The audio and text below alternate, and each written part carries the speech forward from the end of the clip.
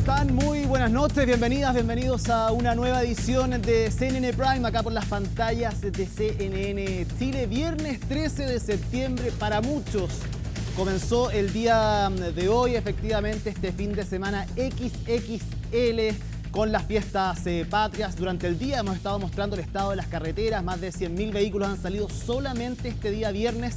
Y lo que se viene para la próxima semana evidentemente va a superar el millón en terminales y también en las distintas carreteras. Pasemos a revisar inmediatamente cuáles han sido las noticias que han marcado esta jornada. El Consejo de Defensa del Estado pidió acceso a los chats del abogado Luis Hermosilla para evaluar si se hace parte de la causa. El organismo analizaría si hay funcionarios públicos incurriendo en algún delito o provocando perjuicios al patrimonio fiscal. Esta jornada, además, en la Fiscalía Nacional se reunieron los persecutores que investigan las distintas aristas del caso Aura. Y la exalcaldesa de Maipú, Katy Barriga, sumó un nuevo cargo en su contra por presuntamente haber falsificado estados financieros ante la Contraloría. La ex jefa comunal reiteró que es inocente, dijo estar cansada y apuntó contra el alcalde de Maipú, Tomás Bodanovich. Barriga se mantiene con arresto domiciliario total, aunque sus medidas cautelares se revisarán el 29 de octubre. Y a prácticamente un mes del asalto a Brinks en Rancagua, este viernes fueron detenidas 3 personas más y se logró recuperar más de 200 millones de pesos. Las diligencias se realizaron en inmuebles de Rancagua, Cerro Navia y también en la Quinta Región. Este domingo será la formalización de los imputados. Y en el deporte, el Team para Chile recibió un merecido homenaje en el Palacio de la Moneda tras su histórica participación en París 2024. El presidente de la República, Gabriel Boric, compartió con los deportistas y aseguró que el Estado tiene el deber de invertir aún más en el desarrollo del plan paralímpico. Todo esto y más, aquí comienza CNN Prime.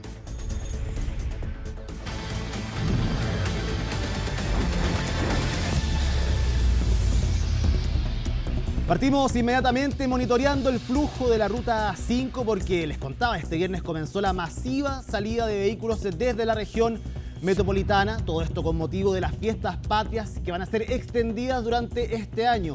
Se espera que sean cerca de 1.100.000 los autos que abandonen la capital durante estas festividades. Ahí vemos imágenes, esto se ha ido repitiendo durante la tarde. Nosotros desde muy temprano les hemos mostrado los accesos de los distintos peajes, el Loprado, la Ruta 68, la Ruta 5 en este caso. Les estamos mostrando, muchos comenzaron a salir el día de hoy, más de 100.000. Se espera que sean más de 1.100.000 por las carreteras, hacia el norte, hacia el sur, los distintos vehículos que van a ir saliendo, y hay que sumarle, por supuesto, el flujo importante que va a haber en los distintos terminales de buses, pero también en el aeropuerto de Santiago. Son fiestas inéditas, hace mucho tiempo que no teníamos 5 días de festejo oficiales, 18, 19, 20 y sábado 21, domingo 22, pero para muchos comienza, afortunados, comienza el día de hoy, este viernes, ya con estas salidas masivas. Vamos a estar monitoreando, por supuesto, la salida de los vehículos desde la región metropolitana. Ya, y vamos a cambiar de tema. Fueron más de 1.500 efectivos policiales quienes realizaron fiscalizaciones y operativos que son parte del plan Ruta Segura para estas fiestas patrias. Todo esto porque se estima, les contaba, que sean más de 1 millón de vehículos los que salgan este fin de semana solo de la región metropolitana. En tanto, los principales puntos de festejos culminan ya los últimos detalles para iniciar la extensa celebración 18era, y será Pablo Figueroa quien nos cuente más. Se estima que saldrán más de 1 millón de vehículos desde la región metropolitana a partir de este 13 de septiembre. Números imponentes a los que el gobierno ha decidido enfrentar bajo el plan Ruta Segura, el que contempla una serie de acciones en terminales de buses y carreteras del país para la salida masiva por fiestas patrias. Vamos a estar fiscalizando, pero con un foco en la seguridad integral. Por eso, al lado de los equipos de transporte van a estar los equipos de Carabineros de Chile. Carabineros de Chile, de los 8.500 funcionarios adicionales que desplegará estos días, 1.500 se van a focalizar en las fiscalizaciones del transporte. Así es, más de 1.500 efectivos y 580 vehículos de Carabineros de Chile, realizando fiscalizaciones y controles en ruta, a los que se le suman 114 operativos de sendas de control de alcohol y drogas a conductores, y se comprometieron 5.000 fiscalizaciones por parte del Ministerio de Transporte a los buses interurbanos. Tenemos que ser especialmente rigurosos de exigir que las personas que están alrededor nuestro y que van a conducir no pueden tomar alcohol.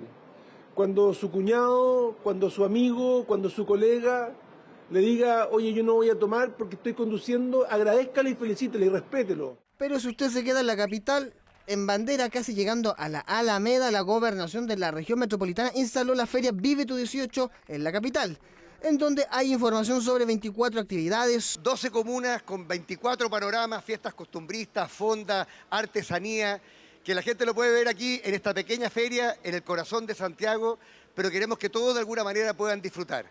No hay ninguna excusa para quedarse en la casa en el 18 aquí en Santiago.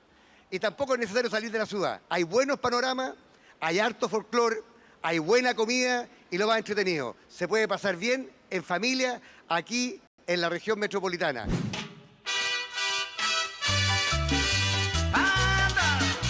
Y casi en paralelo a lo que ocurría con lo de la gobernación, un par de kilómetros más hacia el poniente, la Municipalidad de Santiago llevaba a cabo una actividad de las más tradicionales de las fiestas en la capital, los Tijerales, evento en donde el alcalde de la comuna da la bienvenida a las personas que trabajarán en las fondas, las cuales en el Parque O'Higgins esperan que lleguen más de 300.000 personas, por lo que se implementará un plan de seguridad de mayor tecnología al de 2023. Vamos a continuar con todos los elementos que hemos puesto a disposición en términos de seguridad para nuestra comunidad y también vamos a agregar algunos nuevos. De hecho, junto con los detectores de metales que ya hemos tenido y los equipos de seguridad, este año vamos a sumar 40 cámaras de vigilancia con inteligencia artificial para poder tener la mirada a todo lo que ocurre en las fondas y con ello poder acompañar a nuestros vecinos y vecinas y a todas las miles de personas que nos van a visitar. Son unas fondas que además van a tener distintos escenarios para toda la familia, para los niños y niñas. La cueca va a estar presente de manera protagónica también en las fondas del Parque O'Higgins con el cuecódromo. Además, dentro de las novedades está la vuelta del circo a una renovada cúpula, espacio con capacidad para 1.500 personas que cuenta con una visión y una acústica como pocos lugares tienen en Santiago. Con las funciones de circo en el Teatro La Cúpula, que es un teatro que hemos recuperado, que estuvo abandonado bastante tiempo, que tenía problemas de filtraciones y que hoy día hemos cambiado la cubierta gracias a un proyecto de inversión que pudimos postular y ganarnos, y hoy día está en muy buenas condiciones para poder recibir a todos los asistentes de estas funciones de circo que se van a estar realizando aquí en el teatro. Este año vamos a tener circo en la cúpula con compañía Circo del Mundo y el espectáculo se llama Coreto, la magia continúa. Son 15 funciones en total, es decir, 3 funciones por día. Las funciones son a las 3 de la tarde, a las 5 de la tarde y a las 7 de la tarde. ¿Tiene un costo especial entrar al circo, no? Sí, mira, tiene un valor de 5.000 pesos adicional a la entrada general. Y así es prácticamente como ya llegaron las fiestas patrias y son una realidad.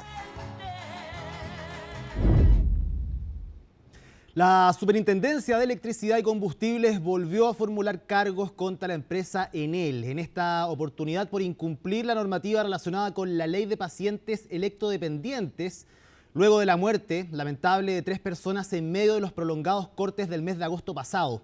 María Luisa Carrión con el informe. Al Ministerio Público, allí remitió la Superintendencia de Electricidad y Combustibles los antecedentes de 3 personas que fallecieron en medio de la emergencia que tuvo a miles de clientes sin suministro eléctrico. En paralelo, el ente fiscalizador formuló 4 cargos contra Enel, luego de constatar, aseguran, una serie de incumplimientos normativos relacionados con la ley de pacientes electrodependientes. Uno, que es la pronta recuperación de los clientes cuando ellos están sin suministro, mantener continuidad de suministro a través de generadores, almacenamiento u otro elemento que la empresa disponga y responder prioritariamente los llamados al call center de los electrodependientes. Como en todas formulaciones de cargo, sanción máxima que contempla la ley de la SEC son 10.000 UTA. Entre los antecedentes entregados por la SEC están que la empresa no entregó los equipos de respaldo requeridos y que además los familiares de los pacientes intentaron comunicarse con Enel, uno de ellos en 11 ocasiones sin ser atendidos, contraviniendo sus obligaciones. Toda esta información será adjuntada también al informe técnico que ya está en desarrollo en el proceso de caducidad de la concesión. El proceso de caducidad de esta distribuidora está en una segunda etapa. Esta segunda etapa en la etapa de el informe técnico. Obviamente estos antecedentes se van a sumar a los que ya existen a la hora de establecer este informe técnico, que es importante que esta etapa se lleve con el máximo rigor posible, sin anticipar juicios, porque obviamente eso debilitaría un caso posteriormente, pero van a ser parte de los antecedentes de este informe técnico, y ese informe técnico posteriormente será remitido al presidente de la República, quien es el que finalmente toma la decisión. ¿Cómo se enteró la SEC de esta situación? El organismo preguntó a todas las distribuidoras y la única que informó de 3 fallecidos fue Enel, y allí se inició el proceso. La empresa respondió a través de un comunicado. Junto con lamentar lo sucedido, indicó que la compañía ha entregado oportunamente toda la información correspondiente a la superintendencia. Una de las víctimas correspondía a una mujer adulta mayor de la cisterna que ya estaba muy complicada de salud. Se cortó en la noche, estuvimos toda la noche y todo el día sin luz. Y de eso mi mamá ya se complicó, pero ya estaba muy mal. ¿Qué tenía ella? Ella era oxígeno dependiente, era un enfermo EPOC. Y ahí yo ya la mantuve con el equipo de los tubos de oxígeno. Y estuvimos todo el día con los tubos de oxígeno. O sea, llegó tarde, pero mi mamá con eso se complicó y mi mamá al final se murió el 6 de agosto. Fallecimiento que se produjo en un centro asistencial y que también lamentan sus vecinos. Problema grave lo de la luz porque ella era dependiente, tenía que trabajar con máquinas todos los días y estaba mal. Y a causa de eso ya tuvo el deceso, pues si no es que haya pasado una cosa fortuita. Claro, y también hay que la cuestión del tiempo, el temporal que hubo, también son cosas que uno no las prevé. Hay muchos problemas en todo el país, muchos problemas con el famoso corte de luz. ¿Y acá cuánto tiempo estuvieron sin luz? A ver, tenemos que haber estado una noche y un día más o menos. Si esta familia tuvo un corte de más de 20 horas, otra, informa la SEC, superó las 59. 15 días hábiles tiene Enel ahora para responder a la superintendencia y hacer sus descargos, en lo que podría ser una falta gravísima si se acredita. Este viernes se concretó una serie de operativos en el contexto de la investigación por el millonario robo a una sucursal de Brinks en la región de O'Higgins. Personal del OS9 y del GOPE de Carabineros se desplegaron por las comunas de Cerro Navia y Rancagua para realizar las indagatorias con el fin de encontrar evidencias de este asalto a la empresa de valores, así como también de los cabecillas de la agrupación que organizaron este atraco. Las diligencias consideraron el allanamiento a un bar, a una botillería y dejó como resultado a una mujer detenida.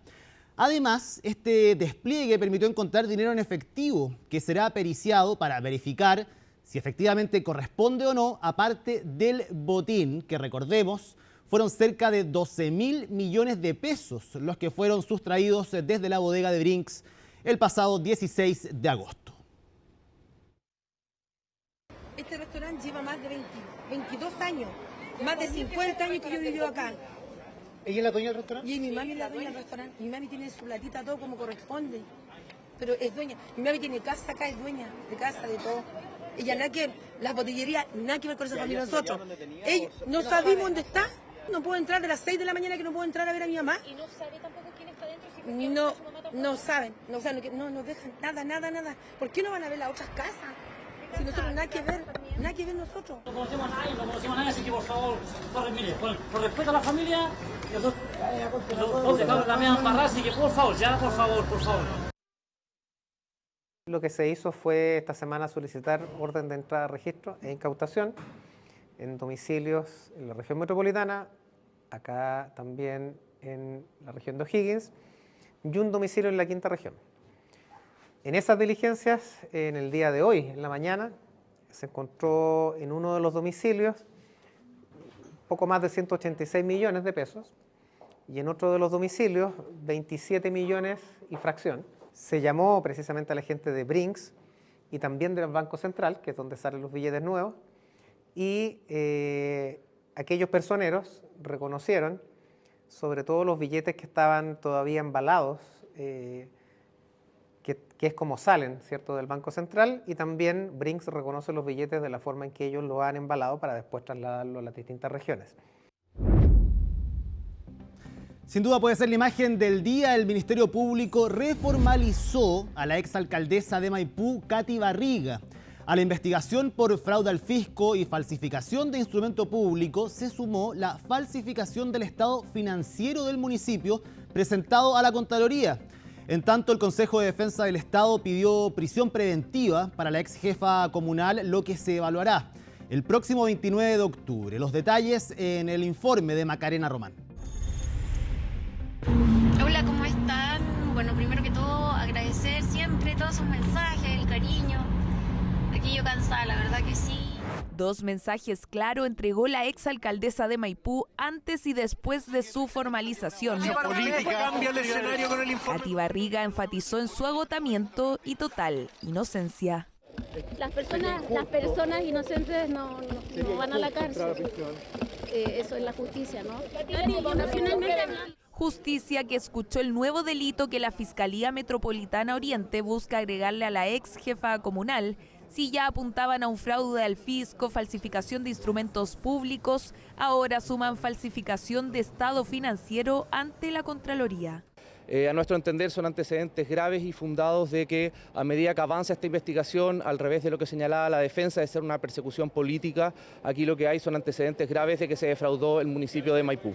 Defraudación que sobrepasaría los 33.000 millones de pesos durante los años que ejerció como alcaldesa. Esto se habría llevado a cabo a través de la modificación de órganos municipales, redistribución de competencias en el municipio y comprometiendo gastos fuera del presupuesto. La Plaza Nevada, Maipelusa o un spa para adultos mayores fueron parte de las actividades cuestionadas por la Fiscalía y el Consejo de Defensa del Estado. Este último, de hecho, pidió nuevamente la medida cautelar más gravosa, la prisión preventiva. Aquí lo más importante cuando estamos hablando de fraude al fisco es que haya un perjuicio fiscal. Aquí no ha existido un perjuicio fiscal porque todos los dineros de la municipalidad se gastaron en beneficio de la gente de la municipalidad. Se haya gastado más de aquello que se haya recibido es una cuestión distinta y eso no es fraude al fisco en ninguna parte. Pero no solo se le apunta por haber gastado más de lo recibido, también porque había mentido respecto a la información entregada al Consejo Municipal y a la Contraloría. En los informes anuales que debe presentar cada municipio a este órgano, la Fiscalía asegura que entre el 2016 y 2021 hubo una omisión de gastos de más de 32.000 millones de pesos. Primero, no es común. Yo diría que es de novato, porque hoy día la Contraloría tiene mecanismos de fiscalización financiera, yo diría, muy en línea y muy fidedignos, de tal forma que hoy día sí existen los mecanismos para poder identificar, en este caso, la falsificación de instrumentos. Mecanismos que ponen nuevamente como protagonista a Katy Barriga, quien insiste que es víctima de una persecución del actual alcalde de Maipú, Tomás Bodanovich. Bueno, lo único que puedo decir es que como la primera mujer alcaldesa que tuvo Maipú, me he sentido siempre muy violentada por la querella que presentó el alcalde. Tuvieron que pasar 2 años después de que el municipio de Maipú ingresara la querella en contra de Barriga para llegar a la formalización que se llevó a cabo en enero. Como alcalde identifiqué una situación con bastante irregularidades, falta la probidad y delito incluido, sistematizamos información junto a un equipo de abogados, presentamos una querella. De ahí en adelante, Katy Barriga ha bebido quizás su trago más amargo, permaneciendo en arresto domiciliario total. Lleva 8 meses bajo esta cautelar que podría cambiar, para bien o mal, el próximo 29 de octubre. Bueno, es complicado, pues es complicado para la gente entender, pero lo que no es difícil de entender es cuando una persona es inocente, cuando tú en tu vida has cometido algún tipo de delito, ni lo harías tampoco, y cuando no existen las pruebas de las personas que te imputan ese delito para avalarlo. Pruebas que estarían en casi 20.000 hojas que contiene la investigación que lleva a cabo el Ministerio Público. Los mismos que detallaron que Katy Barriga arriesga una pena de presidio mayor en su grado mínimo, es decir, desde los 5 hasta los 10 años de cárcel. Vamos a seguir hablando de la reformalización de la exalcaldesa Katy Barriga, imputada por fraude al fisco y otros delitos económicos, una causa en donde la Municipalidad de Maipú se reincorporó como querellante el día de hoy. Vamos a conversar en detalle esta situación y para eso estamos precisamente con el abogado representante del municipio, José Pedro Silva. ¿Cómo estás, José? Muy buenas noches. ¿Cómo está, Ivo? Muy buenas noches. Bueno, hablábamos fuera de cámara que ha sido una jornada intensa, evidentemente, pero que están contentos como municipalidad porque se pudieron reincorporar finalmente a esta causa como querellantes. ¿Por qué antes no eran, por qué no se les permitió ser parte de esta causa al principio? Bueno, sí, evidentemente que las resoluciones judiciales no son un motivo de festejo para esta parte, pero sí entendemos que el fallo de la Corte de Apelaciones se ajustó a derecho y a la tesis que nosotros planteamos. Nosotros desde un primer momento fuimos excluidos por el juzgado de garantía, el 9º juzgado de garantía de Santiago, por una disposición del Consejo de Defensa del Estado que se entendía que solo ellos podían representar los intereses del fisco. Y nosotros trabajamos sobre una tesis que establecía que podíamos convivir ambos organismos, es decir, la municipalidad, la Corporación de Educación de Maipú y el Consejo de Defensa del Estado. Y esa tesis, en un fallo inédito, el día de ayer la acogió la Corte de Apelaciones y resolvió precisamente que la municipalidad mantenía y la Corporación de Educación de Maipú mantenía su representación de los intereses de la municipalidad y la corporación, en tanto el Consejo de Defensa del Estado no se querellara por los mismos hechos que nosotros nos querellamos. Y ahí tenemos algunas diferencias con el Consejo de Defensa del Estado en los cuales nosotros nos hemos querellado por algunas aristas que se encuentran formalizadas y otras que no, y por lo tanto la resolución de la Corte es clara en señalar que se reincorpora a la causa como, con la legitimidad activa que le corresponde tanto a la municipalidad como a la corporación. Y es por eso que hoy día pudimos intervenir por primera vez, después de haber presentado la querella ya hace varios años, en la audiencia de reformalización de la exalcaldesa Katy Barriga. Aquí hay varios delitos que están involucrados, pero en esta reformalización, ¿qué antecedentes nuevos se aportaron y salieron a la luz efectivamente? Bueno, lo que se hizo hoy día, hubo muchos antecedentes nuevos de los cuales se dio cuenta hace un par de semanas, que fue la audiencia de revisión de medida cautelar de la exalcaldesa, en que precisamente lo que señaló la jueza de garantía que conoció de dicha audiencia fue que todos los nuevos antecedentes que existían en la carpeta investigativa eran perjudiciales para la teoría de la defensa, lo cual a nosotros también nos dejó muy conforme en dicha oportunidad, que a medida que avanza esta investigación solo tenemos mayores certezas. Ahora bien, en la audiencia de reformalización de hoy día, lo que se hizo fue precisar ciertos hechos, sobre todo vinculados con el déficit municipal en el primer caso, y en el segundo lugar se formalizó por un nuevo hecho, que es la entrega de información falsa de los estados financieros a la Contraloría General de la República. Es decir, se precisaron hechos vinculados con el déficit porque la defensa de la imputada Barriga cuestionó muchísimo en la audiencia de formalización las cifras que contenía el informe de Contraloría en el cual nos basamos, ¿cierto?, para imputar la querella. Sin embargo, lo que afirmó una de las personas que participó de dicho informe es que precisamente a ellos les habían dispuesto información falsa. Por lo tanto, había cierta información en dicho informe de Contraloría que evidentemente estaba distorsionada. Ahora se hizo un peritaje por parte de una funcionaria exclusiva de Contraloría quien determinó exactamente el mismo déficit que nosotros habíamos señalado desde un primer momento y que asciende a los 31.000 millones de pesos. Y además señala una serie de otras maniobras que ejecutó la exalcaldesa para defraudar el patrimonio de Maipú. ¿Y cuál es la diferencia con estos documentos presentados falsos a Contraloría con el monto final, estos 31.000 millones de pesos a los que se llega finalmente? Sí, es que se había esbozado una tesis por parte de la defensa respecto de que ese déficit podía ser neteado con unos ingresos por percibir, ya que tenía la municipalidad. Y ahí el peritaje de Contraloría lo descarta completamente porque precisamente lo que nosotros habíamos señalado es que esos ingresos por percibir son ingresos de antigua data, desde 1985, y precisamente la exalcaldesa nunca los calculó como ingresos reales para el municipio, siempre los calculó en aproximadamente 2.000 millones de pesos anuales. Por lo tanto, evidentemente que eso quedó absolutamente descartado y el perjuicio real fue de 31.000 millones de pesos. Ahora bien, en cuanto a las falsificaciones, hoy día también se precisó algunos detalles respecto a una imputación que nosotros hicimos respecto a la falsificación de las cuentas públicas que hacía la exalcaldesa. En dichas cuentas públicas lo que ella hizo era entregar información falsa, contable, en que se señalaba que el déficit, no existía déficit municipal y por lo tanto los equilibrios entre las cuentas contables de la municipalidad se encontraban en perfecto equilibrio. Bueno, nosotros imputamos a eso falsificación de instrumento público y hoy día además el Ministerio Público formalizó por una cuestión distinta, que no tiene que ver con las cuentas públicas, sino con los estados financieros que se deben entregar en los meses de marzo a abril del año siguiente respecto del año anterior, y que en esos estados financieros se contenía información falsa.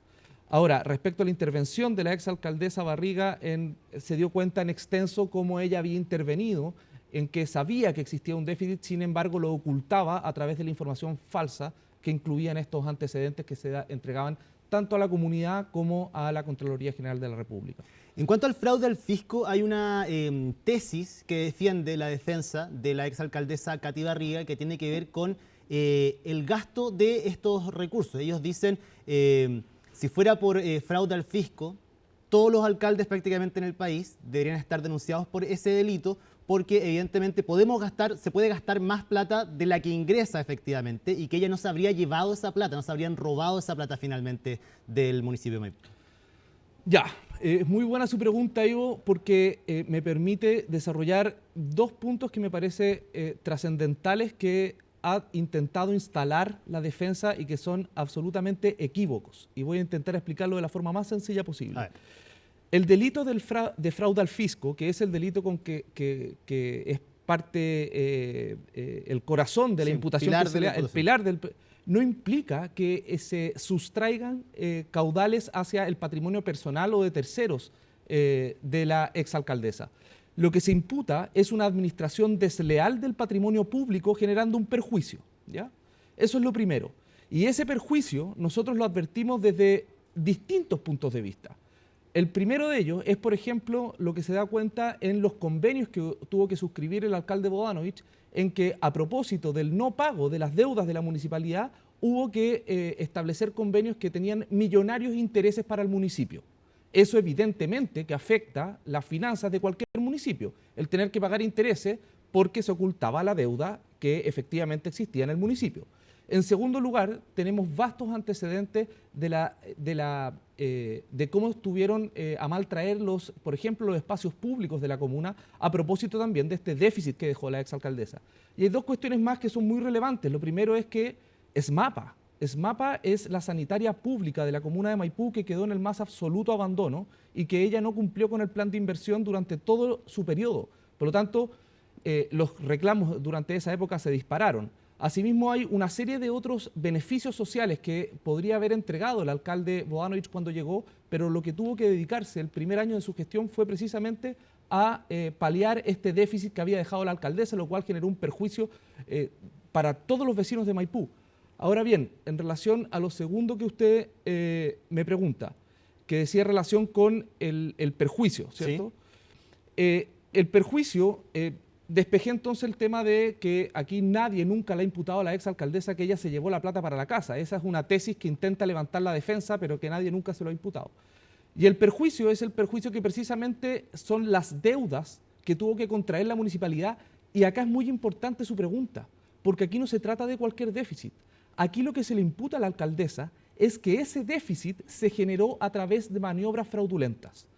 ¿Usted cree, Ivo, que en cualquier municipalidad de Chile se dedica una persona, que tenemos la declaración, hace un par de meses prestó declaración, en que eliminaron de la contabilidad del municipio 7.000 millones de pesos de gastos que ya estaban devengados? Lo eliminaron, lo sacaron del sistema y apilaron esas facturas en cajas en una unidad. Eso era una de las formas que tenía la exalcaldesa para generar presupuesto ficticio para las nuevas obligaciones que ella quería contraer millonarias, por supuesto, y por eso que se pone a modo de ejemplo los distintos eventos en que ella incurrió en gastos multimillonarios, como fueron el Maipelusa, como fueron el Día de los Enamorados, como eran los programas Fuerza de Mujer, programas que estaban destinados a promover a la figura de la exalcaldesa, mientras existía un déficit que era generado no por generar actividades así como en pos del público de Maipú, sino que era porque se generaba presupuesto eliminando antecedentes de la contabilidad. Se generaban ingresos, por ejemplo, también provisionando menos recursos que los que se tenían que destinar para los contratos anuales. Se rebajaban obligaciones que ya estaban contraídas por la municipalidad a espaldas de los proveedores para generar nuevas obligaciones. Eso nosotros entendemos, y el Ministerio Público lo entiende, y el Juzgado de Garantía lo entiende, y la Corte de Apelaciones lo entiende como el delito de fraude al fisco, que es administración desleal del patrimonio público. ¿Hay alguna posibilidad que la alcaldesa no haya estado al tanto efectivamente de todos estos movimientos de traspasos, de eliminación, de falsificación de ciertos estados y solamente ejecutando, me imagino, parte del programa que ella quería ejecutar en la comuna con los vecinos?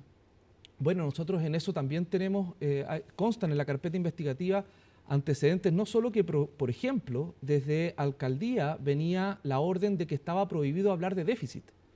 Y por lo tanto, cuando ella le tocaba presentar en el Consejo, los funcionarios que le preparaban las presentaciones debían eliminar las palabras que decían relación con déficit.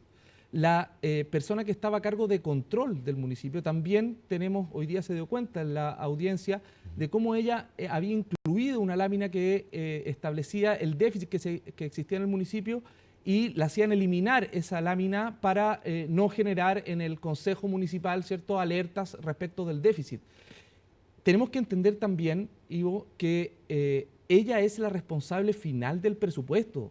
Ella sabía perfectamente que había un déficit en la municipalidad de Maipú. Sin embargo, ella decidió seguir generando obligaciones millonarias. Yo le estoy diciendo que, por ejemplo, hay casos como el Maipelusa, en que se gastaban 700 millones de pesos. Hay casos como cuando decidió pintar el auto dorado, la casa de jengibre, una serie de actividades que eran directamente para promocionar su propia imagen y que lo hacían con la plena conciencia, y los funcionarios así también lo han manifestado, de que ella estaba al tanto del déficit que existía en el municipio.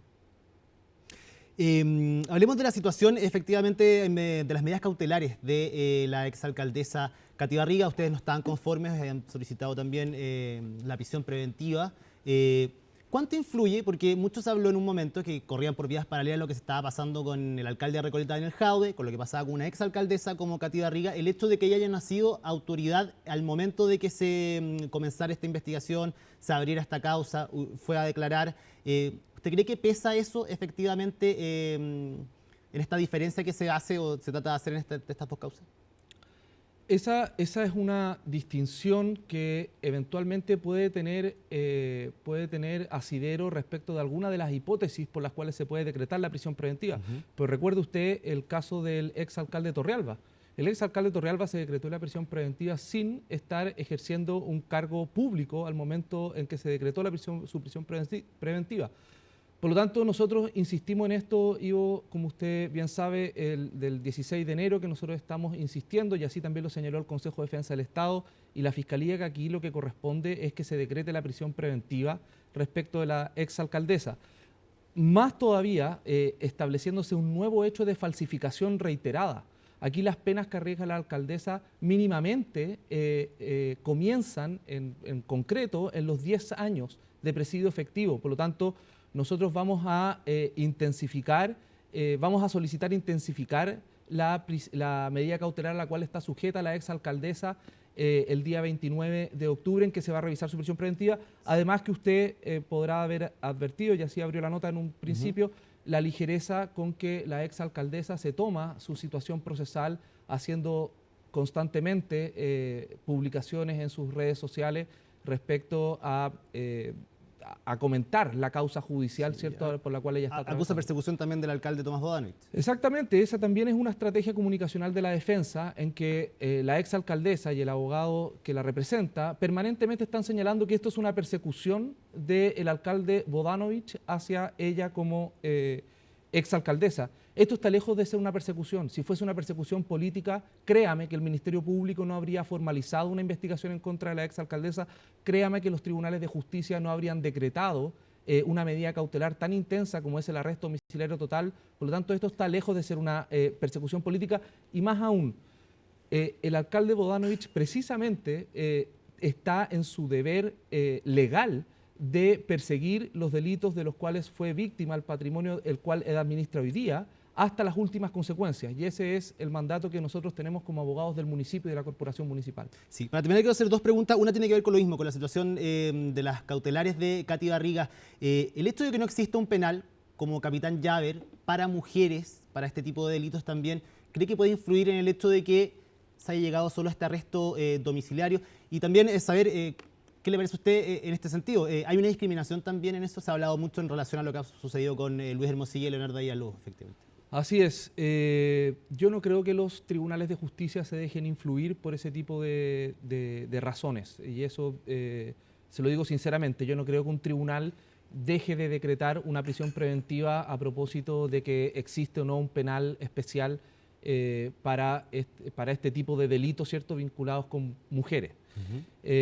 Ahora sí, pasando a la segunda parte de su pregunta, mi opinión evidentemente es que hay una discriminación en que no exista un penal femenino como Capitán Llaver, en que personas condenadas o personas en prisión preventiva que estén formalizadas o condenadas por este tipo de delitos puedan tener una segregación especial en un penal especial cuando son condenadas o cuando son sujetas a prisión preventiva. Ahí sí yo concuerdo en que hay una discriminación que debe ser, ojalá, prontamente resuelta por Gendarmería y el Ministerio de Justicia. Sí, y por último le quería preguntar por la situación del diputado Joaquín Lavín León, y que es esposo de Katy Barriga, el anuncio de esta querella. ¿Qué grado de participación podría tener? ¿Qué antecedentes podrían sostener efectivamente que se presente una querella en contra de él?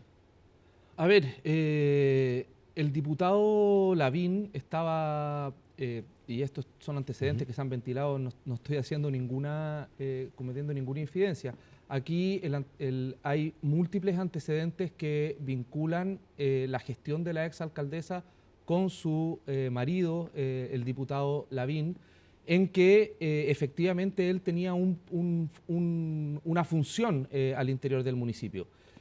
Nosotros no hemos presentado querella todavía contra el diputado Lavín, pero es algo que no descartamos porque ya hay múltiples testimonios y hay múltiples antecedentes que constan en la carpeta investigativa de un cierto rol que habría tenido el diputado Lavín al interior del municipio, y por lo tanto nosotros entendemos que eventualmente pueden configurarse ilícitos. Hoy día no tenemos esa... ¿Pero hasta dónde llega ese rol? Porque se ha hablado por ahí, se ha deslizado la posibilidad de un alcalde en la sombra en la comuna de Maipo.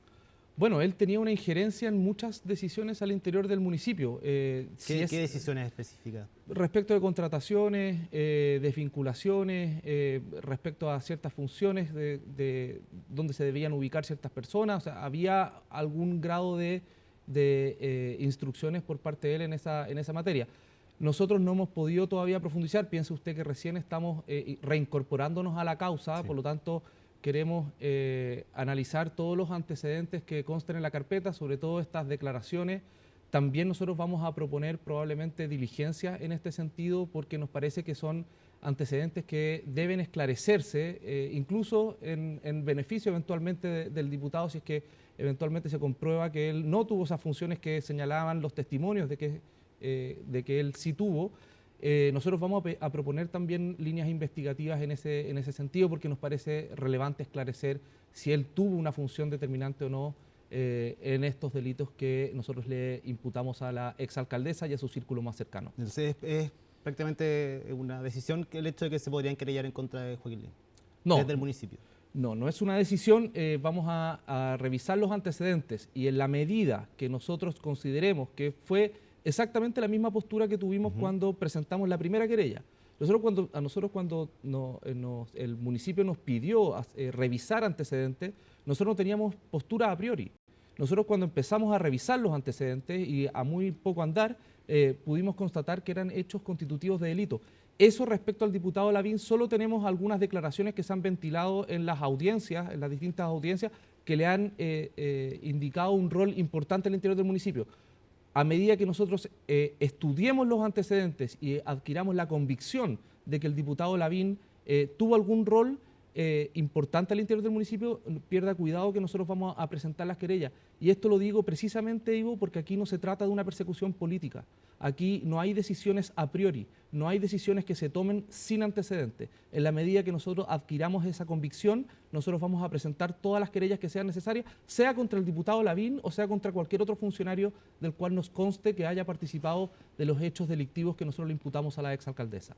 José Pedro Silva, representante del municipio de Maipú, muchísimas gracias por haber conversado esta noche con CNN Prime, que esté muy bien. Gracias a usted, Ivo, muchas gracias. Y nosotros avanzamos, vamos a hablar acerca de la jornada del día de hoy que se dio en la Fiscalía Nacional, porque el fiscal Ángel Valencia y la Unidad Anticorrupción del Ministerio Público encabezaron una reunión con los 5 persecutores que investigan las múltiples aristas del caso Audio. En una de ellas, el Consejo de Defensa del Estado solicitó acceso a la copia del celular de Luis Hermosilla. La nota es de Estefanía Bustamante. Uno a uno llegaron hasta la Fiscalía Nacional los 5 persecutores a cargo de las múltiples aristas del caso Audio, convocados por la máxima autoridad del Ministerio Público, Ángel Valencia. ¿Fiscal, alguna posibilidad de hablar? Posibilidades prácticamente nulas dieron los fiscales para detallar la mesa de trabajo que comenzó a las 10 de la mañana y se extendió por más de 4 horas. Allí estuvo, por ejemplo, el fiscal Mario Carrera, presencia que más de alguno aprovechó para ponerse al tanto. ¿Vino a hacer alguna diligencia a favor de su cliente, el exfiscal Guerra? Solo aprovechando la presencia del fiscal regional de Arica, con el que conversamos unos minutos sobre algunas coordinaciones de la causa, pero por el momento no vamos a hacer otro comentario. ¿Hay fecha de declaración ya para...? No, no hay nada de eso. Novedades hasta ahora pocas en la causa de Arica, donde se investiga al exfiscal Manuel Guerra por presuntamente enviar información a Luis Hermosilla sobre casos de alta connotación pública como Penta y Exalmar. Por lo pronto, según su abogado, no hay nuevas diligencias. Todavía no hay nada de eso, Siempre el ánimo de toda persona tiene que ser el de colaborar, pero no me voy a referir al fondo ni a las diligencias que puedan hacer. ¿Ya se acordó una fecha para declarar? No. ¿No me quiere decir o no? Además del representante del Ministerio Público en Arica, estaban sus pares de Antofagasta, Valparaíso, Fiscalía Oriente y Los Lagos. Seguir y mantener las líneas de coordinación para ellos, al menos evitar que la coordinación sea a nivel central. En una reunión donde se discutieron lineamientos investigativos comunes y otros problemas como la falta de recursos para causas de esta envergadura. También es complicado ellos porque no tienen gente, entonces efectivamente ya tienen muchos flacos, igual que nosotros. Estamos con la mayor celeridad, a todo ritmo, a todo vapor, realizando diligencia y, por cierto, tenemos que hacer un calendario de diligencia para tomar declaración a las personas. Tenemos que tener los antecedentes y los insumos para que esa declaración sea lo más productiva posible. Mientras que en Los Lagos hay 2 investigaciones abiertas en torno a la suspendida ministra Ángela Vivanco y una en contra del fiscal de Aysén, Carlos Palma.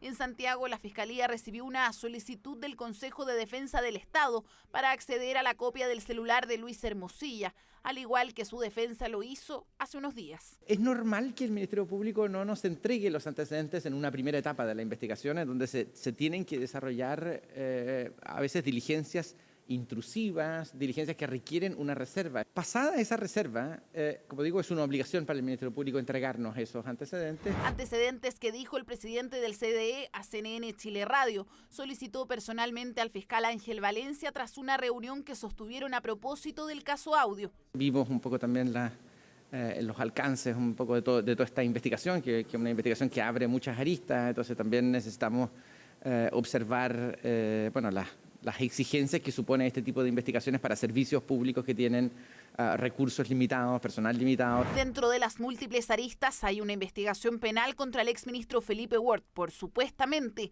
acelerar gestiones en favor de un proyecto del Grupo Patio en Lampa, caso que también se investiga desde el Ministerio de Vivienda, donde adelantan ya está listo el sumario. hay distintos factores que influyen. Si se saltaron la fila, si cambiaron las leyes para acomodarla al otro proyecto, cosas de esa naturaleza, el informe lo vamos a hacer público y lo vamos a entregar al Ministerio Público también. Vamos a ver qué día lo hacemos, porque depende de otras cosas, pero sí lo vamos a hacer público. Al menos 5 fiscalías regionales ya tienen sobre la mesa un expediente sobre el caso Audio, que sigue dando novedades. Eso sin contar que el abogado de Luis Hermosilla todavía no publica el prometido listado con las autoridades públicas que se relacionaron con el abogado penalista. Este sábado se cumplen 7 años desde la promulgación de la ley de aborto, con la que más de 5.000 mujeres y niñas se han acogido a una de las 3 causales. La Moneda detalló sobre las fiscalizaciones y también las medidas para mejorar este derecho. Y los detalles los vemos en la nota de Francisca Cárdenas. El Estado asume activamente un rol que es irrenunciable: garantizar derechos y alternativas. Con esta ley estamos saldando una deuda enorme con las mujeres de Chile. 7 años han pasado desde que se promulgó, tras una compleja tramitación y años de debate, la ley que regula la despenalización de la interrupción voluntaria del embarazo bajo 3 causales. Chile así dio un paso histórico, abandonando el grupo de países donde está penalizado el aborto. Desde el gobierno sostenemos su importancia y su defensa, porque es un acto de justicia para aquellas mujeres y niñas que están en una situación extrema. La discusión respecto a los derechos sexuales y reproductivos tiene que ver sobre todo con una decisión en cuanto a los proyectos de vida, a poder decidir y planificar en cuanto a la propia vida. Desde el año 2017, 5.400 mujeres y niñas han tenido el derecho de acogerse a una de las 3 causales: riesgo vital de la gestante, inviabilidad fetal y violación. Según La Moneda, las mujeres que se acogen a la 3ª causal han aumentado debido a que ahora existe mayor información sobre los casos. El acceso a la interrupción voluntaria del embarazo en la causal 3, es decir, la causal de violación, casi se duplicó después de que nuestro gobierno incluyó las agresiones sexuales agudas dentro de las garantías explícitas de salud en todo el sistema sanitario, lo que demuestra lo importante que es la información. Información que se complementa además con un oficio ingresado por La Moneda en mayo pasado a la Contraloría General de la República, que busca modificar el reglamento para mejorar así el acceso al derecho establecido por la normativa y poder acceder a médicos no objetores de conciencia. Es que hay ciertos establecimientos que no tienen los protocolos de derivación, tanto interna como externa, que tienen que tener en el caso de tener médicos o médicas que sean objetores de conciencia. Es decir, cada establecimiento, si tiene objetores de conciencia, tiene que poder entregarle una alternativa con claridad y en tiempos oportunos. Pero el aborto además es un compromiso del presidente Gabriel Boric durante su última cuenta pública. Un derecho que está establecido en la ley, que la objeción de conciencia personal no obstaculice el aborto en estas 3 causales. Algunas parlamentarias llamaron a acelerar el ingreso del proyecto que buscaría, según el gobierno, un aborto legal y seguro. Sabemos que uno de los principales obstáculos para la total y completa aplicación de esta ley tiene que ver con los objetores de conciencia, y es por eso que es importante poder discutir en el Parlamento y avanzar hacia una regulación que establezca un aborto legal. El aborto, a mi juicio, es un problema de salud pública importante que existe desde que existen las mujeres en la humanidad. En ese sentido, el aborto en 3 causales ha sido un paso agigantado respecto a los derechos de las mujeres y también, yendo un poco más allá, a el bienestar de niños y niñas que vienen al mundo y no son deseados y nadie se hace cargo. La 3ª causal, que apunta a un embarazo con resultado de violación, se puede realizar siempre que no hayan transcurrido más de 12 semanas de gestación. Si se trata de una niña menor de 14 años, la interrupción del embarazo podrá realizarse siempre que no hayan pasado más de 14 semanas de gestación. Y en estos casos hay mujeres que han optado por ello, pero eso no significa que haya que abrir la puerta al aborto libre, es decir, sin ninguna condición ni limitante, como es lo que ya está establecido en la ley. Los médicos están siempre por darle valor y continuar la vida y salvarla, no por terminarla. Y ellos no pueden ser obligados a suprimir sus propias convicciones morales y éticas. En cuanto a regiones, la capital es la que concentra la mayor cantidad de casos de interrupción del embarazo, los que en su mayoría son por peligro de la vida de la mujer o niña, seguido por violación e inviabilidad fetal. En el contexto del mes de la memoria y la democracia, el Ministerio de Educación hizo entrega de un instructivo a los establecimientos educacionales con acciones pedagógicas que posibiliten el diálogo y encuentro en torno a esta materia. Un documento que en la oposición causó rechazo y llevó a parlamentarios de Renovación Nacional a solicitar la intervención de la Defensoría de la Niñez y de la Contraloría. Colomba Eichholz nos entrega los detalles en el siguiente informe. Orientaciones para el mes de la memoria y la democracia se titula el instructivo de 26 páginas que el gobierno envió a las comunidades educativas para promover el diálogo, la reflexión y el compromiso con los derechos humanos en el contexto de la historia reciente de Chile. Sin embargo, el documento, que busca impulsar el desarrollo de actividades con alumnos entre el 11 de septiembre y el 20 de octubre, no fue bien recibido en la oposición. Mes de la patria lo quieren cambiar por el mes de la memoria. Ya basta de adoctrinamiento a través del sistema educacional. Necesitamos que las escuelas sean lugares para aprender, también para entender la diversidad de cosas. Pero aquí, lamentablemente, hay un gobierno que lo que quiere es mostrar una única mirada siempre ideológica. Este gobierno y su ideología, tratando de ocupar cada espacio para imponer su mirada, su punto de vista desde una extrema izquierda. Lamentablemente, no estamos en contra de recordar parte de la historia de nuestro país. Pero cuando quieren imponer solo una mirada y no contando la transversalidad en que se dieron los hechos, le hacen mal a nuestro futuro, le hacen mal a nuestros niños. Alumnos a quienes, según parlamentarios de Renovación Nacional, se les estarían vulnerando sus derechos de educación a través de la propagación de ideas de contenido sesgado que no busca otra intención adicional que el adoctrinamiento antes que incentivar la reflexión objetiva. Es por eso que la bancada de dicho partido elaboró un oficio dirigido a la Defensoría de la Niñez para que sea el organismo el que adopte medidas para garantizar la libertad de enseñanza. Esto no es más que un intento del gobierno para adoctrinar a nuestros niños en una visión ideologizada de la historia. Septiembre es y debe seguir siendo el mes de la patria, una fecha además para celebrar nuestra identidad nacional, no para imponer agendas políticas que dividen en lugar de unir. No podemos permitir que la educación en nuestro país se convierta en un espacio de adoctrinamiento. Nuestra preocupación es que se está priorizando una agenda ideológica por sobre el derecho de los niños a recibir una educación plural y libre de sesgo. Vamos a utilizar todas las herramientas legales para evitar que esto ocurra.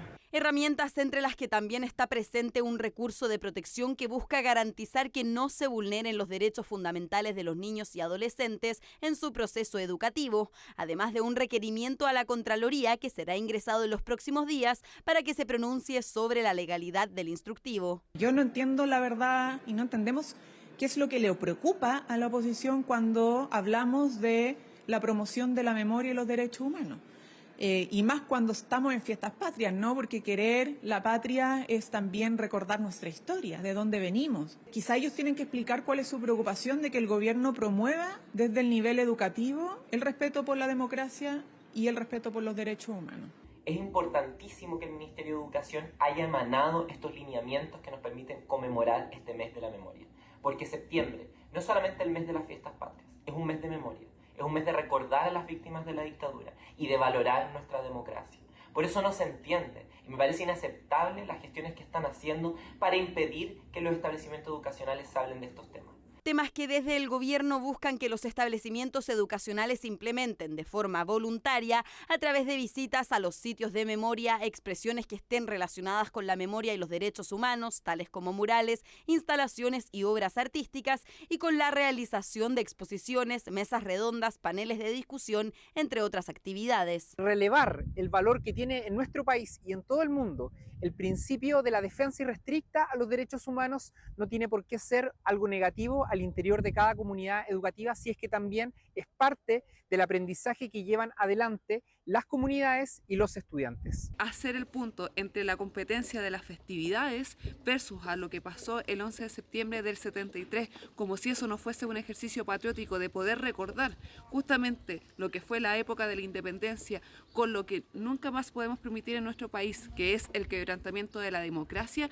me parece injusto. Desde Renovación Nacional también argumentaron injusticia y lo expresaron a través de la presentación de un proyecto de ley para declarar septiembre como el mes de la patria y las tradiciones chilenas, con la finalidad de fortalecer la identidad y las tradiciones nacionales, controversia que nuevamente trascendió de las aulas a la arena política.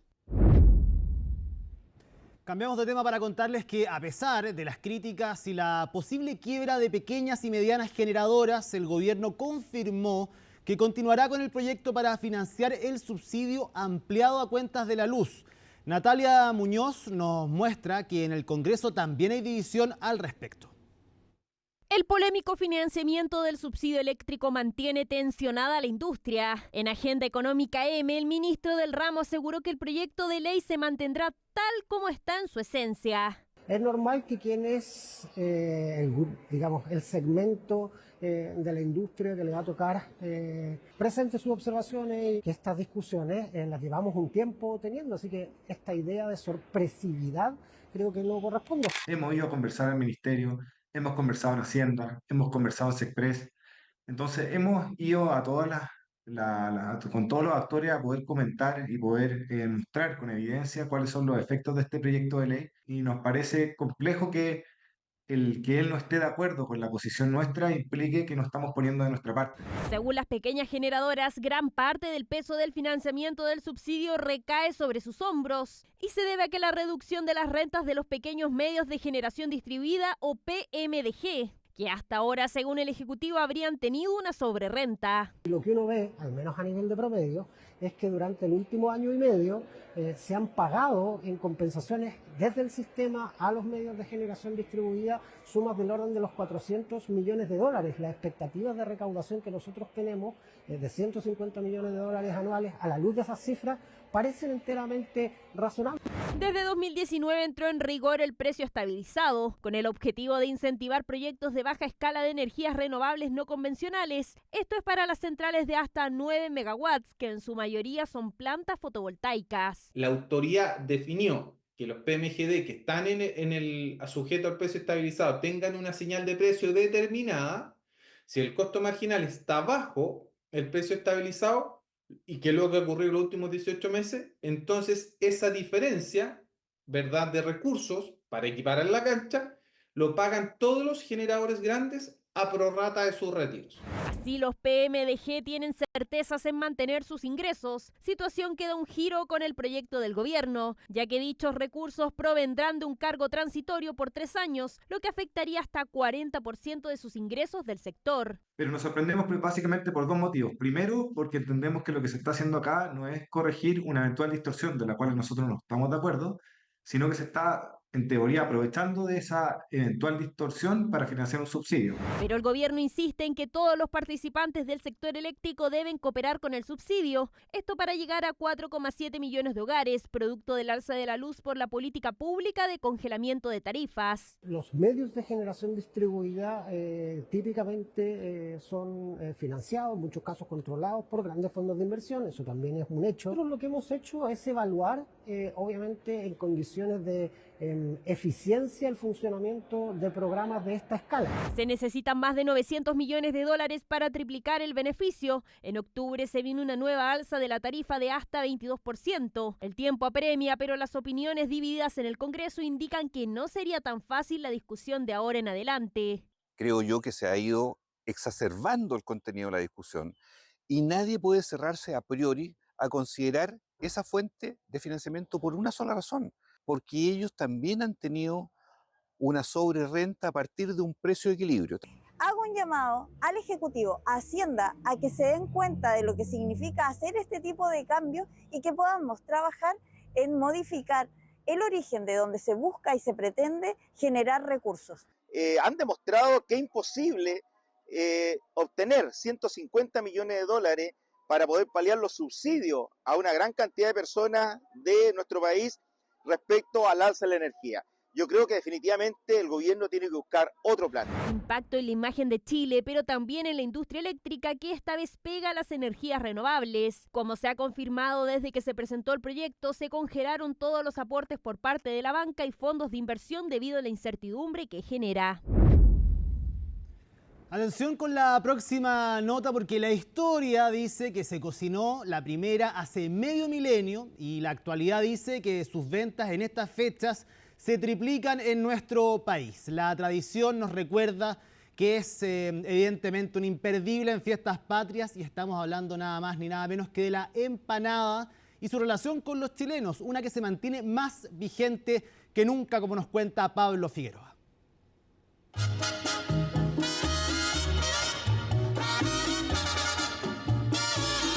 Es un esencial en las fiestas patrias. Una celebración sin empanadas es como una fiesta sin pista de baile. Pasan los años, los siglos y ahí sigue esa masa rellena con pino, impoluta en nuestras mesas junto a la comida. Así como es una tradición informar sobre ella en los medios de comunicación. La empanada es una noticia todos los años porque sus ventas son altas durante toda la temporada, pero en septiembre se triplican. Es una tradición instaurada incluso antes de nuestra independencia. Así es, bueno, la empanada hay que considerar que es una tradición que en Chile llegó junto con los españoles. Es más, las empanadas más antiguas comienzan en Arabia, comienza con la samosa, la más antigua. De ahí pasa a España, donde se populariza rápidamente, primero porque es una forma de conservar alimentos y segundo es uno de los pocos alimentos que tú puedes comer mientras estás a caballo. Ginés de Suárez se cuenta que en el año 1540, en La Chimba, ahí en el Cerro Blanco, va a tomar algunos ingredientes y va a generar y va a crear la primera empanada que se va a hacer acá en Chile. Así es, más de medio milenio y en la actualidad hay lugares como la panadería San Camilo que lleva haciendo esta receta hace 140 años. La reina de la fiesta, en esta fiesta, es la reina, nuestra empanada de pino, pero tenemos, además de pino, tenemos en otras 8 variedades. Tenemos pino con ají, tenemos de ave, de queso, jamón queso, napolitana. Bueno, a la semana se vende, si podríamos darle a todo el público en un estadio, le podría dar una empanada y ahí estamos, o sea, se vende harta. Y ahora se multiplica por 3.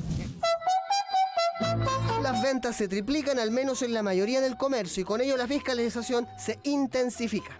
Y la buena noticia es que de estas 20 fiscalizaciones de las principales fábricas y elaboradoras de empanadas de la región metropolitana, hasta ahora el 100% de ellas han dado cuenta de buenas condiciones justamente para elaborar este tipo de alimentos sin haber iniciado ningún sumario sanitario hasta el momento. No obstante, ya llevamos más de 240 fiscalizaciones en total en la región metropolitana, de las cuales ya tenemos más de 75 sumarios sanitarios, principalmente lo que tiene que ver con carnicería o puntos de venta de carnes para las fiestas patrias. Así como también aumentan las advertencias debido a que en las fiestas patrias en Chile, en promedio por persona se aumenta de peso por más de 3 kilos. Importante considerar esta época como una instancia para acercarnos a nuestra cultura gastronómica, a nuestras comidas típicas caseras, a disfrutar de actividades en familia y establecer durante el resto del año buenos hábitos, siguiendo nuestras guías alimentarias, la práctica de algún deporte o actividad física regular que nos permita finalmente disfrutar con tranquilidad de esta celebración nacional.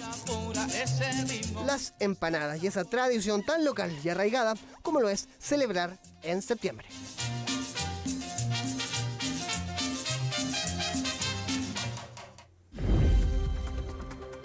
Difícil seguir sin hambre después de esta nota. No sé si habrá un horario para comer empanadas. Alicia Contreras, a esta hora puede ser ya pasada las 9:30 de la noche, un poco peligroso. Sí. Quizá sí. a mi edad ya no sí, corresponde, mejor pero bueno. no. Estamos junto a Alicia Contreras para revisar lo que ha sido las noticias internacionales del día de hoy. Alicia, ¿cómo estás? Muy buenas noches. Muy buenas noches, Ivo. Y vamos a partir en Venezuela, que sigue las relaciones tensas con España.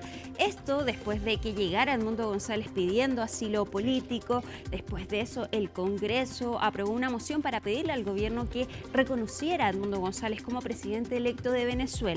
Y ayer la ministra de Defensa española habló de una dictadura en Venezuela. Y eso obligó o derivó en que el gobierno de Nicolás Maduro llamó a consulta al embajador español en Caracas. Ahí lo vemos, fue al Ministerio de Relaciones Exteriores a reunirse entonces con el ministro de Venezuela.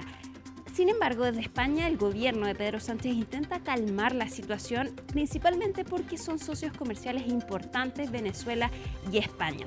Laura Soto tiene un completo informe de cómo están las relaciones entre ambos países. También hago un recuerdo a los hombres y mujeres de Venezuela que han tenido que salir de su país precisamente por la dictadura que viven hoy representada. Esa palabra fue la gota que rebalsó el vaso en medio de las tensiones entre Venezuela y España. El régimen de Nicolás Maduro llamó a consultas a su embajadora en Madrid luego de las declaraciones de la ministra de Defensa española Margarita Robles durante la presentación de un libro. Es la primera vez que un miembro del gobierno español tilda de dictadura al régimen chavista. El gobierno de la República Bolivariana de Venezuela, ante las insolentes, injerencistas y groseras declaraciones de la ministra española Margarita Robles, que apuntan a un deterioro de las relaciones entre ambos países, ha decidido llamar a consultas a la embajadora venezolana acreditada ante el Reino de España, Gladys Gutiérrez. Caracas citó además al embajador español en su país a comparecer ante la sede de la Cancillería venezolana este viernes. Desde el gobierno de Pedro Sánchez han optado por bajarle el perfil a esta situación. Mire, convocar a un embajador, yo lo he hecho en varias ocasiones, y llamar a consultas son decisiones soberanas de cada Estado. Lo que sí le puedo decir es que nosotros trabajamos para tener las mejores relaciones posibles con el pueblo hermano de Venezuela. La medida ocurre después de que la Cámara Baja española aprobara este miércoles una moción que insta al Ejecutivo a reconocer como presidente electo a Edmundo González, quien se encuentra asilado en dicho país. La iniciativa provocó la ira de la Asamblea Nacional de Venezuela, que pidió a Nicolás Maduro romper relaciones con España. El opositor Partido Popular, formación que impulsó la moción en el Congreso español, ha endurecido el tono contra el gobierno de Pedro Sánchez, a quien ahora también le exige retirar a su embajador en Venezuela. Pedro Sánchez no sabe, no quiere o no es libre. Venezuela es una dictadura, lo ha dicho Margarita Robles, y es la pura verdad. Parece mentira que este gobierno retirase el embajador de Argentina, que puede no gustarle el presidente a Sánchez, pero es una democracia, y sin embargo lo mantenga en Venezuela, que aunque Sánchez no lo vea, es una dictadura. Los populares también presentarán la próxima semana una iniciativa en el Parlamento Europeo para que reconozca al ex candidato opositor venezolano. El ultraderechista Vox, en tanto, exigió el embargo de todos los activos en España de miembros y personas vinculadas al régimen de Nicolás Maduro. La dictadura ha lanzado amenazas contra España, directas, y contra empresas españolas. Y es que la situación en la que nos encontramos no es más que la consecuencia de la inacción del Gobierno y la inacción de la Comisión Europea. Desde el oficialismo español piden poner paños fríos para no aumentar aún más la tensión. Porque si seguimos en esta escalada, Maduro puede hacer cualquier cosa. Incluso expulsar a estas empresas. Y por eso en los asuntos internacionales la diplomacia es fundamental. Está por verse si es que esta crisis puede significar el quiebre definitivo de las relaciones diplomáticas entre ambos países.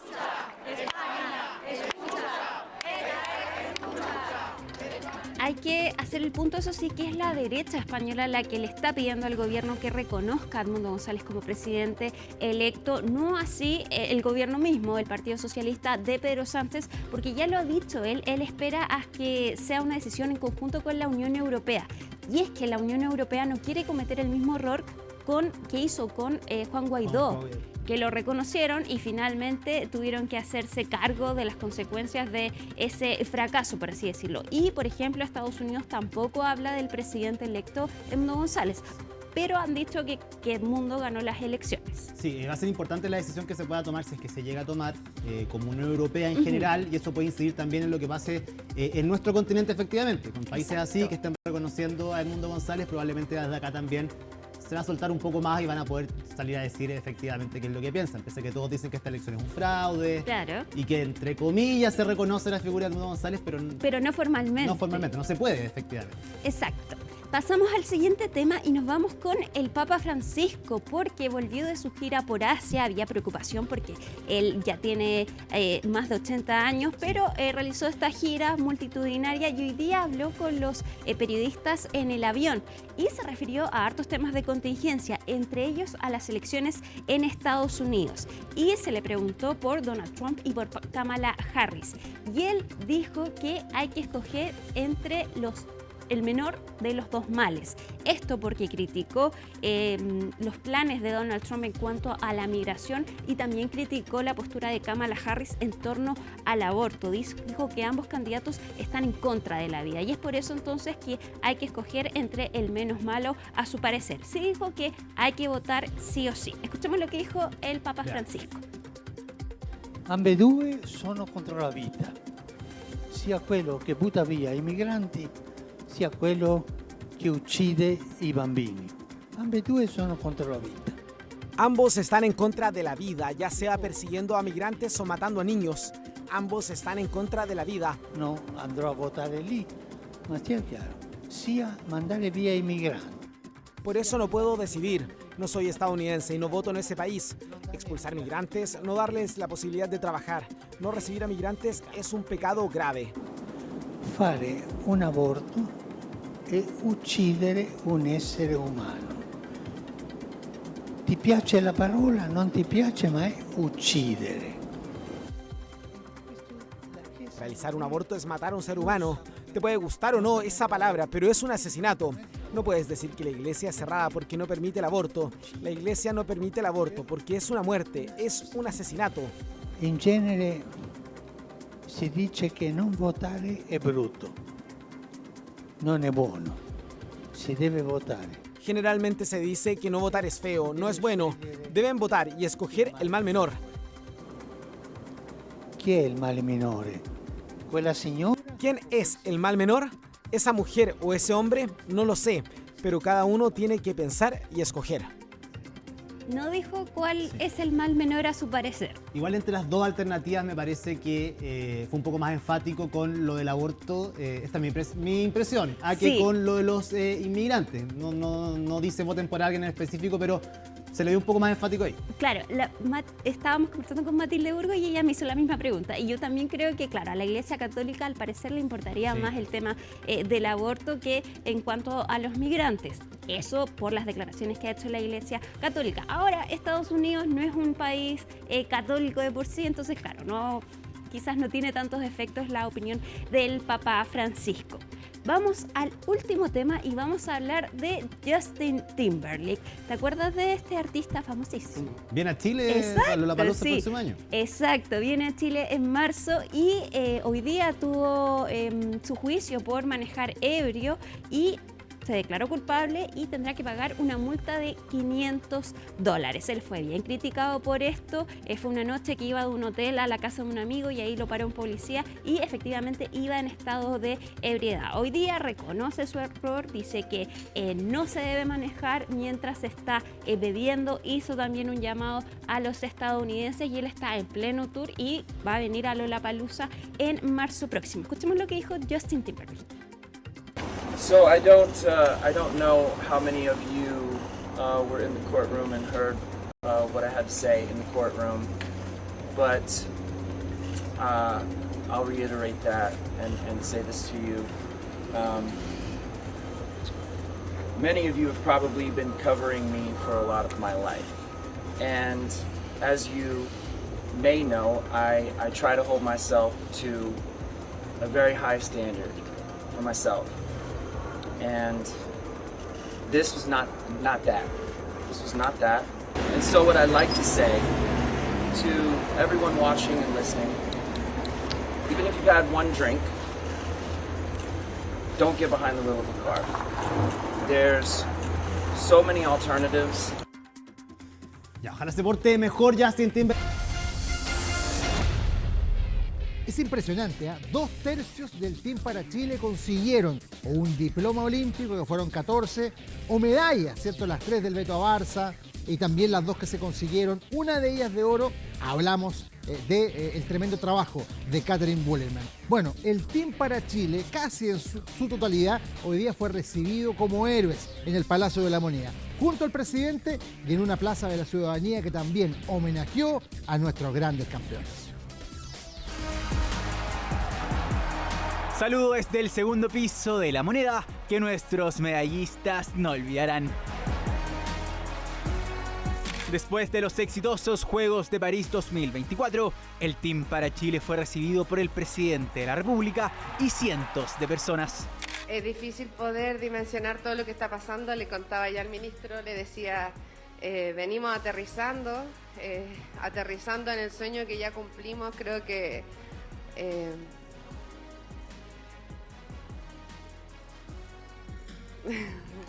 Emoción de nuestra medallista de oro, Katherine Wallerman. Y como no, si es la participación con mayor número de medallas y diplomas paralímpicos, 6 y 14 respectivamente. Viví rabia, pena, frustración, pero creo que siempre frente a la dificultad está la habilidad. Y frente a la habilidad también está la oportunidad. Y esa oportunidad es la que nos dio todo Chile de poder representarnos afuera. Podemos ser visible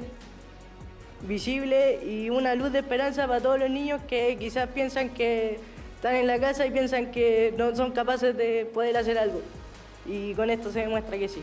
Un éxito que fue valorado por las personas que llegaron a la Plaza de la Constitución a homenajear a los deportistas. Es bacán y que lo reciban de esta forma igual, que le den su reconocimiento es bueno. Ellos también se han sacrificado mucho para llegar a esta instancia, entonces hay que celebrar. Muy lindo que los reciban de esta manera y es un lindo gesto del gobierno. El Estado de Chile, más que el gobierno, el Estado de Chile tiene el deber de invertir más en ustedes. Sabemos que llegar a donde están no ha sido fácil. Sabemos del sacrificio de sus familias, sabemos del sacrificio de ustedes mismos, de todo lo que han tenido que luchar para poder llegar aquí. Sabemos también de cuántos seguramente se han quedado en el camino. Medallas que abren el apetito de un país que ya planifica los Juegos Panamericanos Juveniles de 2025. ¿Acaso la previa de unos Olímpicos en 2036? Estuvimos en París en los diálogos continuos junto al Comité Olímpico Internacional para seguir dando curso a lo que es este proceso y continuaremos muy atentos para continuar desarrollándolo. Ya se nos ha informado que las decisiones respecto de futuras sedes serán tomadas previo a los Juegos Olímpicos de Los Ángeles del 2028, por lo tanto tenemos una trayectoria. Homenaje más que merecido para unos deportistas que sueñan con más gloria. Con solo 15 años, Florencia Pérez se colgó la presea de bronce y se convirtió en la deportista más joven en nuestra historia en ganar una medalla olímpica. Ahora prepararnos para Lima y poder salir campeona para asegurar el cupo a Los Ángeles 2028, saliendo campeona panamericana y no por ranking mundial. Con el cariño de un pueblo y los honores correspondientes, así se cierra definitivamente la participación del Team para Chile en unos gloriosos Paralímpicos de París 2024. Simplemente aplaudir y agradecer. No hay nada más inclusivo que el deporte y acá lo está demostrando el Team para Chile. El Beto Barça no estuvo, pero porque está de vacaciones, para que no haya otras interpretaciones.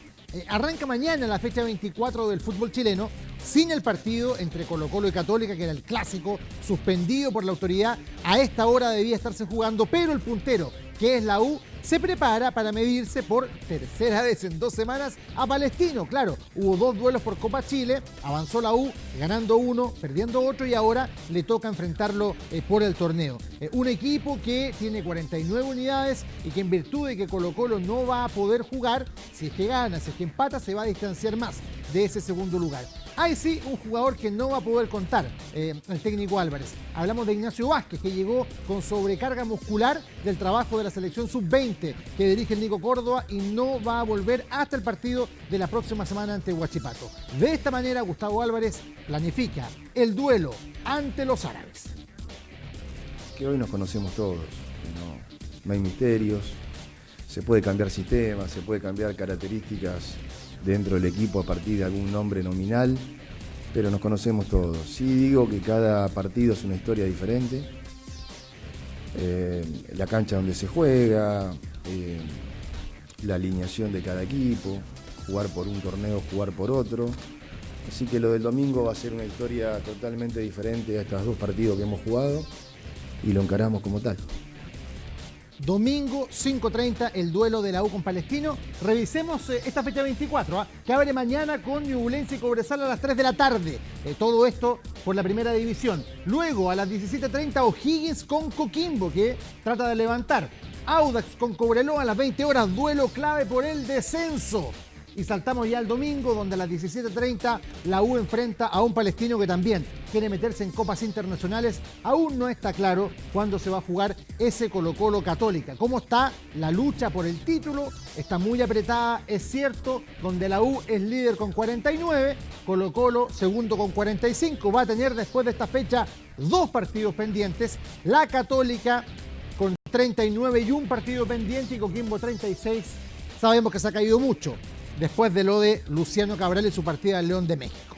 Bueno, el día lunes comienza un importante juicio en contra de el Manchester City, y todo esto por asuntos financieros que podrían incluso redundar en el descuento de puntos o hasta el descenso del equipo que dirige Pep Guardiola. Para entender esto hay que remontarse a la temporada 2009-2010, donde se le acusa al cuadro de los ciudadanos de infringir normas relacionadas con el suministro de su información financiera.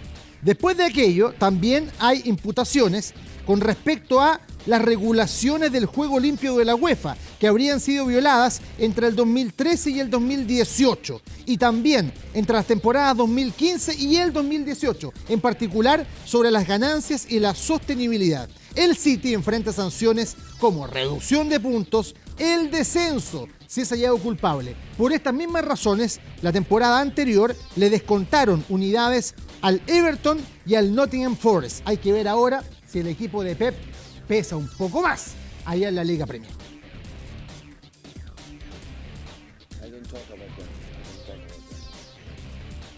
No hablo con los jugadores sobre eso, así que estoy feliz de que empiecen el lunes y sé que se escucharán más rumores y otros nuevos, especialmente sobre las sentencias que surjan. Ya veremos, así que sé lo que la gente está buscando, sé lo que esperan. No sé por qué lo he leído durante muchos años. Estoy decidido, todo el mundo es inocente hasta que la culpabilidad esté demostrada.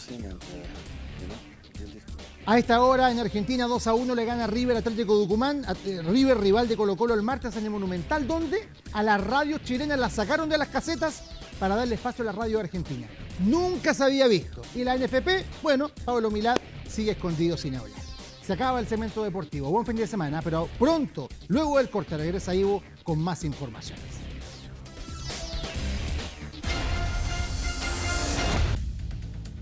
Volvemos para despedir esta edición de CNN Prime. Sigue nuestra compañía, ya viene CNN Tiempo y posteriormente un nuevo episodio de CNN Magazine con Viviana Encina.